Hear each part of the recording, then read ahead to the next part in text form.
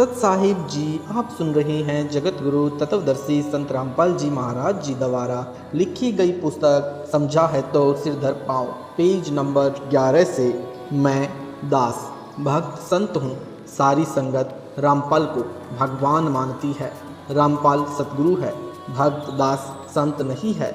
रामपाल ने 13वें पंथ के विषय में बताया है कि 13वें पंथ से सब अंधियारा हटेगा, वह संत भक्त दास होगा। मैं यानी संजय ही वह संत भक्त वह दास हूँ। रामपाल तो सतगुरु है, उदाहरण देता है वाणी से।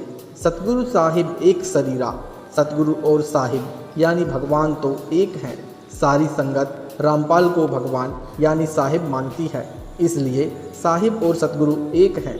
इसलिए रामपाल सतगुरु सिद्ध हुआ। अंधेरा तो भक्त दास संत से हटेगा तथा सबका कल्याण होगा, वह मैं यानी संजय हूँ।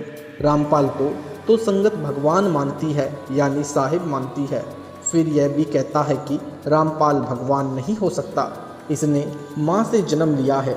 और यह भी कहता है रामपाल साहिब यानी भगवान है। साहिब और सतगुरु एक हैं, इसलिए रामपाल अज्ञान अंधेरा नहीं हटा सकता। अज्ञान अंधेरा तो दास भक्त संत हटाएगा, वह मैं यानी संजय हूँ। इसलिए रामपाल सतगुरु सिद्ध हुआ। इसको कहते हैं उव्वा बाई बकदा, बिना सिर पैर की बातें। उस साकट से कहा जाए कि इससे आगे भी बोल, सतगुरु बिना न लागे तीरा। पूर्ण चौपाई इस प्रकार है, सतगुरु साहिब एक शरीरा, सतगुरु बिना न लागे तीरा। इसका अर्थ यह बनता है सतगुरु व परमात्मा एक ही शक्ति होते हैं। सतगुरु के बिना भक्त यानी न लागे तीरा का अर्थ है कि भव सागर के दूसरे तीर यानी किनारे नहीं जा सकता, यानी संसार से पार नहीं हो सकता। यदि वह रामपाल को यानी मुझदास को सतगुरु बताता है तो वाणी ही स्पष्ट कर रही है कि जीव का मोक्ष भी सतगुरु यानी रामपाल के बिना नहीं हो सकता। साकट संजय दिल्ली वाला फैल हुआ, यह उवा बाई बकता है। नंबर 2, संजय गुरुद्रोही कहता है कि जो असुर निकंदन रमैणी में संत गरीबदास जी ने कहा है कि सतगुरु दिल्ली मंडल आईसी, वह मेरे यानी संजय के लिए कहा, क्योंकि मैं दिल्ली से आया हूँ, इसलिए 13वां पंथ मैं ही चलाऊँगा, सब अंधेरा हटाऊँगा, सबका कल्याण करूँगा। विवेचन, संजय यानी दिल्ली वाला तो अपने को संत दास तथा भक्त कहता है, सतगुरु रामपाल को यानी मेरे को कहता है। इससे भी सिद्ध हुआ कि असुर निकंदन रमैणी में संजय के लिए नहीं कहा है, क्योंकि वह तो अपने को दास भक्त बताता है, सतगुरु मुझे यानी रामपाल दास को बताता है। वाणी में तो वह सतगुरु कहा है जो दिल्ली मंडल में आएगा। साहिब तख्त कबीर खवासा, दिल्ली मंडल लीजिए वासा। सतगुरु दिल्ली मंडल आईसी, सूती धरणी सूम जगाईसी। अर्थात कबीर साहिब यानी सतपुरुष के तख्त यानी सिंहासन के पास रहने वाला, उनके सतलोक दरबार का यानी खवास, नौकर यानी दास, दिल्ली मंडल यानी दिल्ली के आसपास निवास करेगा यानी जन्म लेगा। रमैणी में दिल्ली नगर नहीं कहा है। साकट गुरुद्रोही संजय तो दिल्ली नगर में जन्मा है। वाणी में दिल्ली मंडल यानी मंडल का अर्थ है दिल्ली नगर के आसपास का कुछ क्षेत्र कहा है, जैसे वर्तमान में NCR बनाया है, यह सब दिल्ली मंडल है। दिल्ली भिन्न राज्य है। वाणी में फिर कहा है कि वही सतलोक में फिर साहिब का दास यानी नौकर दिल्ली मंडल में सतगुरु बनकर आएगा और सूम यानी कंजूस लोगों को तत्व ज्ञान से जगाएगा, भक्ति दान सेवा करवाएगा। Page number 12। असुर निकंदन रमैणी की वाणी में तो स्पष्ट कहा है कि सतगुरु से जीव का कल्याण होगा। साकट संजय यानी दिल्ली वाला गुरुद्रोही का तर्क कुतर्क यानी गलत विवेचन सिद्ध हुआ। इसको वाणी का अर्थ भी ठीक से नहीं रखना आता, अनर्थ करके बताता है। काल का दूत यही करता है, यह स्पष्ट काल का दूत है। यह अपने को तत्वदर्शी संत बताता है, कहता है कि मेरे अतिरिक्त किसी को भी गुप्त ज्ञान मूल ज्ञान नहीं है, सब अज्ञानी है। इसने तो मेरे को यानी रामपाल दास को भी अज्ञानी बताया है, क्योंकि यह कहता है कि मेरे अतिरिक्त किसी को तत्व ज्ञान यानी मूल ज्ञान नहीं है। इससे तो यही स्पष्ट कर रहा है कि मैं यानी संजय गुरुद्रोही ही तत्वदर्शी संत हूँ। यदि वह मेरे यानी रामपाल दास द्वारा बताए यथार्थ अध्यात्म ज्ञान यानी तत्व ज्ञान से भिन्न ज्ञान रखता है तो उसकी पुस्तक बनाई या कोई वीडियो बनाकर इंटरनेट पर डाले, तब मेरी संगत का छोटा सा बालक भी उसके अज्ञान का पर्दाफाश कर देगा।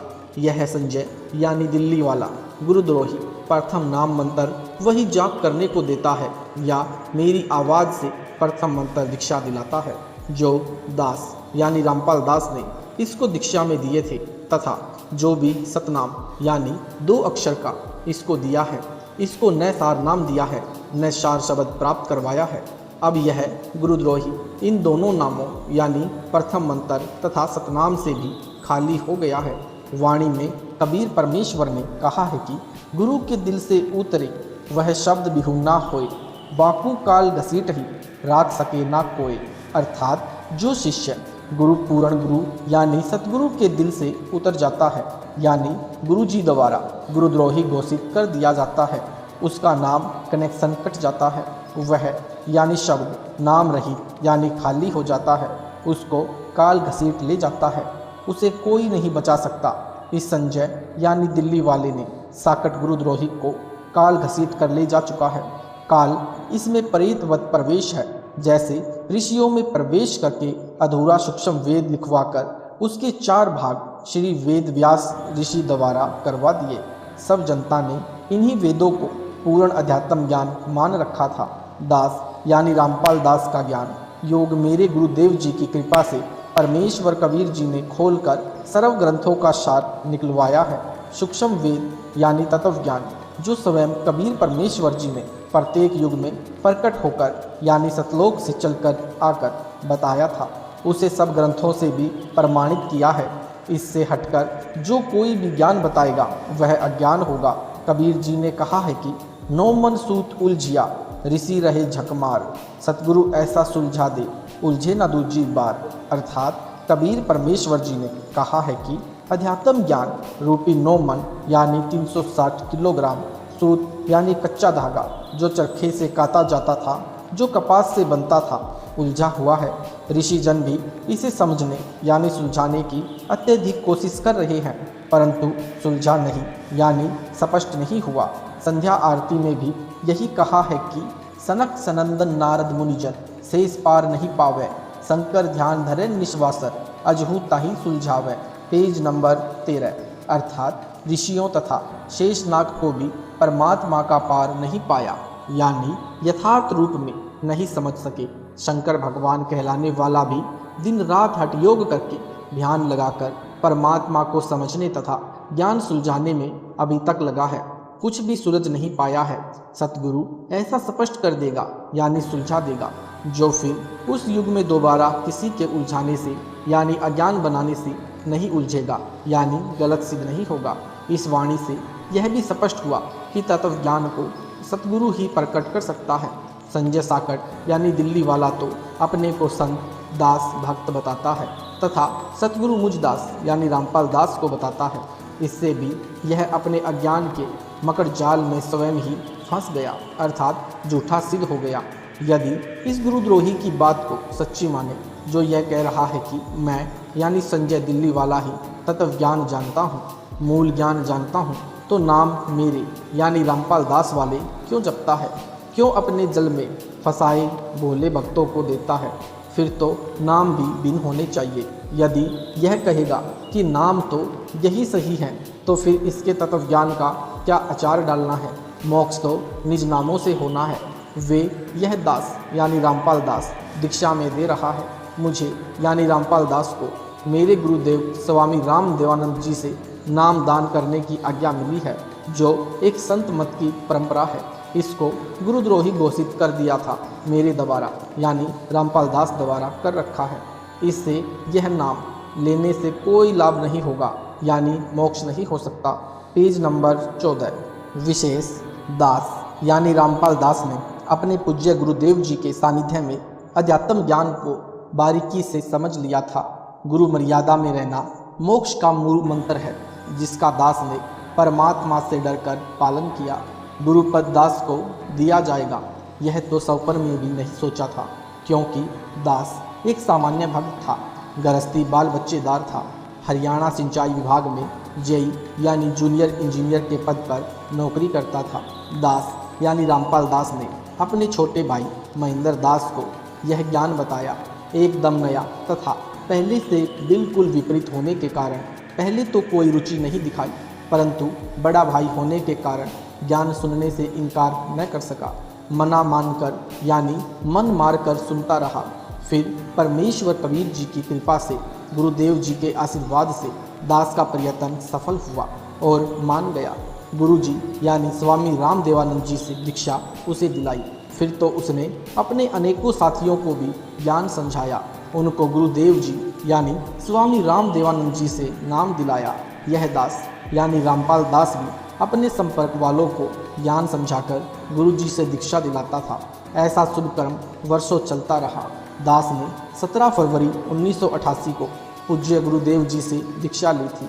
सन 1994 तक सबको गुरुदेव जी से दीक्षा दिलाया करता। एक दिन नए भक्तों को नाम दिलाने के लिए गुरु जी के पास गया। भक्त महेंद्र दास भी मेरे साथ थे। समागम चल रहा था। गुरु जी के आसपास बहुत सारे भक्त बैठे थे। गुरु जी उनमें से किसी की फरियाद सुन रहे थे। हम सब भक्तों के पीछे बैठ गए। एक सेवादार के माध्यम से पहले की तरह नए भक्तों को नाम दिलाने का निवेदन किया। भक्त की बात सुनकर गुरुदेव जी ने हमारी ओर कृपा दृष्टि की। हम सब ने दंडवत प्रणाम किया। उसी समय सैकड़ों भक्तों की उपस्थिति में दास को नाम देने का आदेश दिया। कहा कि आज के बाद तू नाम दिया करेगा। मेरे को पसीना छूट गया। विचार किया कि कोई गलती तो नहीं हो गई जिससे गुरुजी नाराज हो गए हों। कानों पर विश्वास नहीं हो रहा था। गुरुजी नाराज नजर नहीं आ रहे थे, मुस्कुरा रहे थे। इसलिए हिम्मत बनी रही। दीक्षा देने का आशीर्वाद देते समय कहा कि आज के बाद यह तुम्हारा गुरु होगा, यानी उपस्थित भक्तों की ओर संकेत करके कहा। मेरी दशा देखकर समझ गए कि भक्त घबरा गया है। बोले कि अपने को अकेला न समझना, मैं तेरे साथ रहूँगा। परमेश्वर कबीर जी के आदेश से यह आशीर्वाद तेरे को दिया है। तेरे बराबर विश्व में संत नहीं होगा। आशीर्वाद देकर हमें भेज दिया। सुबह माइक से आवाज़ लगी कि रामपाल यानी रोहतक वाले को स्वामी जी याद कर रहे हैं। हम सब तुरंत पहुंच गए। भक्त महेंद्र दास भी साथ था, क्योंकि हम चुड़ानी गांव में ही भक्त महेंद्र दास की ससुराल में रुके हुए थे। उस रात दास को नींद नहीं आई कि इतनी बड़ी जिम्मेदारी को कैसे निभा पाऊंगा। गुरुदेव तो जानी जान थे। उनको पता था कि भक्त की हालत खराब हो गई है। जाते ही फिर कहा कि अपने को अकेला मत समझ, परम शक्ति तेरे साथ है। मैं भी तेरे साथ हूँ। तेरे समान विश्व में संत नहीं होगा। और कहा कि इन सबको नाम दे जो नए भक्त दीक्षार्थ आए थे। अपने सामने दीक्षा दिलाई। स्वामी जी ने सर्व संगत को बोल दिया कि आज के बाद मैं किसी का गुरु नहीं रहूँगा। रामपाल से दीक्षा ले लो। कारण यह था कि मेरे दादा गुरु जी ने उनको सार नाम देने का आदेश नहीं दे रखा था, क्योंकि प्रारंभ से परंपरा चली आई थी। दास को ही सार नाम दिया जाना था, क्योंकि उत्तराधिकारी को ही सार नाम दिया जाता था। स्वामी जी ने मेरे अतिरिक्त किसी को सार नाम नहीं दिया था। मेरे को आगे सार नाम देने का परमेश्वर कबीर जी का आदेश स्वामी जी को मिलने के बाद ही दिया था। कहा था कि पूरी परीक्षा करके सार नाम अनुयायियों को देना। तेरे को परमात्मा कबीर जी का भी संकेत आएगा, तब तक सार नाम न देना। Page number 15। यह सब निर्देश बाद में दास को अकेले को तलवंडी भाई जिला फिरोजपुर यानी पंजाब में आश्रम में दिया था। जब दास अकेला ही उनसे मिलने पहुंचा था, स्वामी राम देवानंद जी गुरु महाराज जी का वचन फला है, जो आज आपके सामने है। विश्व में ज्ञान का यानी विश्व में ज्ञान छा गया है। जो स्वयंभू गुरु बने हैं उनको अध्यात्म का कै का भी ज्ञान नहीं। कितना भार सिर पर लिए हैं। यह संपूर्ण अध्यात्म ज्ञान का टोटा है, जो नकली गुरुओं का जीवन नष्ट करता है। उसके चेलों चेलियों का भी तर्क गुरु के अनुयायियों की जिम्मेदारी गुरु पर होती है। गुरु के सिर पर भार होता है। जब कबीर परमेश्वर जी ने देखा था कि 64 लाख अनुयायी पटरी से उतर गए थे, गुरु की आज्ञा को भी अनदेखा करने लगे थे, वे सार नाम योग्य नहीं थे, तो अपने सिर से भार उतारने के लिए लीला की थी। काशी नगर के प्रसिद्ध गणिका को हाथी पर बैठाकर बोतल में गंगा जल भरकर यानी लोग उसे शराब मान रहे थे, पीने लगे।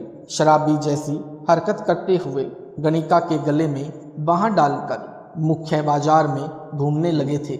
यह दृश्य देखकर 64 लाख गुरु विमुख हो गए थे, गुरुद्रोही नहीं हुए थे। उन सब का भार परमात्मा ने अपने सिर से उतारा। संत गरीबदास जी ने कहा है कि गरीब भड़वा भड़वा सब कहें, कोई न जाने खोज, दास गरीब कबीर गरम, बाटत सिर का बोझ। अर्थात काशी के लोग तो निंदा करने लगे, कह रहे थे कि यह तो यानी भड़वा बेशरम हो गया, सरेआम बुरे कर्म करने लगा है। सब शिष्यों ने वह साधना त्याग दी, पहले वाली करने लगे, जैसे राबी ने त्यागी थी। कबीर जी भार मुक्त हुए। इसी प्रकार पूज्य गुरुदेव स्वामी जी ने यह कहकर सिर का भार उतार दिया कि आज के बाद मैं किसी का गुरु नहीं रहूँगा। पहले वाले भी रामपाल से नाम ले लो, परंतु दुर्भाग्य है उन पहले वालों का अधिकतर ने दास से दीक्षा नहीं ली जो नए आए थे। हमने नाम गुरु जी से दिलाया था, उन्होंने दास से दीक्षा ली।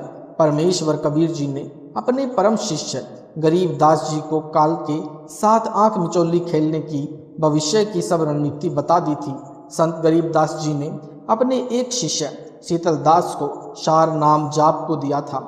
उसे समझा दिया था कि केवल परम शिष्य को सार नाम देना है, यह केवल अपने उत्तराधिकारी को सार नाम देते रहेंगे। अगला निर्देश मेरा यानी कबीर जी का आएगा, उसके बाद संगत को देना प्रारंभ करना है। उसी आदेश के अनुसार यह सार नाम गुप्त रखा था। 1 मार्च सन 1997 को दास को परमेश्वर कबीर जी मिले। सार नाम देने का सही समय बताकर सार नाम देने का आदेश दे गए। दास से पहले मेरी गुरु प्रणाली के संतों को छोड़कर किसी कबीर पंथी या गरीबदास पंथी को सार नाम तो दूर है, सतनाम का भी ज्ञान नहीं था। सार शब्द तो अभी तक रहस्य में रखा है। सार नाम भी लंबी परीक्षा के बाद दिया जाता है। जो काल के दूत होते हैं वे पहचान जाते हैं, जैसे यह संजय सार नाम मिलने से पहले ही पिछान गया कि यह काल का दूत है। गुरु बनना खाली जी का घर नहीं है। गुरु जी के आदेश के पश्चात नाम देने से तथा सार नाम देने से शिष्यों का भार नहीं रहता। जो केवल सतनाम या प्रथम नाम के पश्चात मृत्यु को प्राप्त हो जाते हैं, गुरुद्रोही नहीं होते हैं। जो उनको वर्तमान में तुरंत मानव जन्म मिलेगा, पूरी दीक्षा मिलेगी, वे मोक्ष प्राप्त करेंगे। सत साहिब जी, वीडियो अच्छा लगा है तो वीडियो को लाइक करें, शेयर करें, कमेंट करें। अगला पार्ट 3 सुनने के लिए हमारे चैनल को सब्सक्राइब जरूर करें।